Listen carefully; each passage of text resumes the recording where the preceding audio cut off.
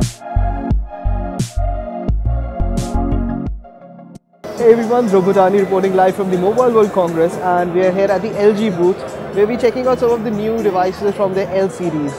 Now the L series of devices by LG are more of their mid-range phones, budget to mid-range devices, and this is probably the flagship device in the budget range, in the mid-range, and this is called the LG L90. As you can see, the front of the phone has a design that's very similar to the LG G2. You've got very solid construction. It's predominantly plastic, but it feels very good.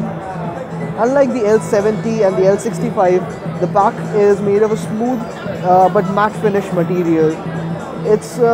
I think I felt that the textured material on the L70 felt a bit better, but the L90 is not bad at all. You've got an 8 megapixel camera over here with a single LED flash. Over on the left side of the phone, you've got the volume rocker. The right side of the phone has the power key, and you've got a hardware home button at the bottom, supported with the capacitive keys which correspond to back, and menu on the sides. Now coming to the software on the phone is running Android 4.4 KitKat with LG's custom layer on top, and it supports the new feature which is called Lock Code. So basically what it entails is that you can lock on the display and enter straight into the lock screen without having to see the lock display. You can just go straight into your home screen.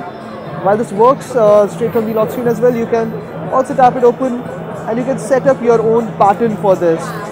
LG says that there can be up to 80,000 different patterns that you can choose from, which means that there's a very little possibility of somebody actually being able to lock and open your device.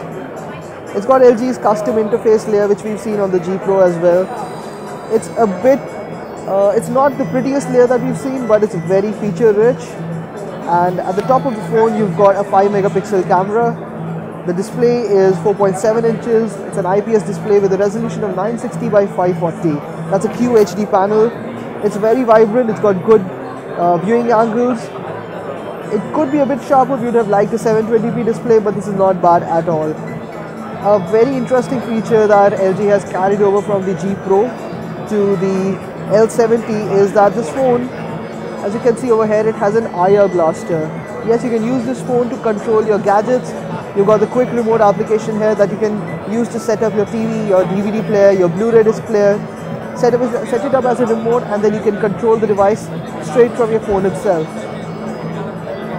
Additional software features include plug and pop, clip tray, guest mode, and we'll have demos of those for you once we have the devices with us.